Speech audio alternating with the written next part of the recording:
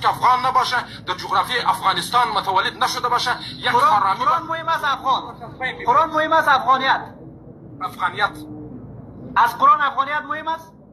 گوش کن ما که افغان نباشم. گوش کنید 44 نفر هستین. این بچه افغان است میگه از افغانیت از قرآن که افغانیت مهم است. نه همیشه پدرم میگفت بچیم به مسلمان بودن پشتوها هم باور نداشته باشین اصلا. ما میگفتیم چرا؟ شاید پدرم بسیار متعصب باشه که گپ میگه یا چه رقم.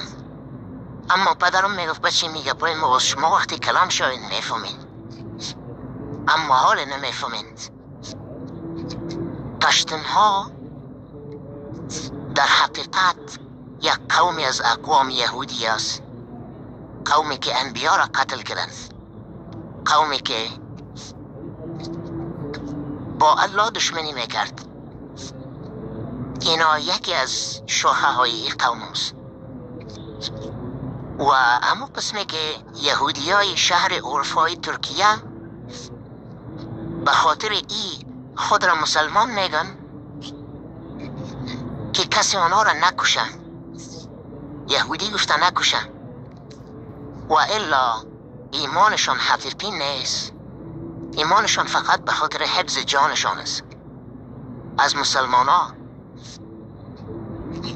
ما میگفتم شاید ای گپای پدرم دروغ باشه، اما زمانی که این ویدیو را شنیدم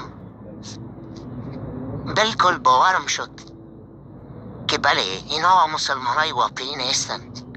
اینا فقط به خاطر ای که کسی اینا را از جای نکشه و یا قتل نکنه به خاطر که مسلمان گفته شوند، مال و جان و خونشان در امن باشند، اینا خود را مسلمان میگن. اگر در حقیقت برای از اینا واقعا که پشتونیت مهم است و قرآن مهم نیست، چون که اینا یهودی هستن و خود را بهترین قوم روی زمین میدانند.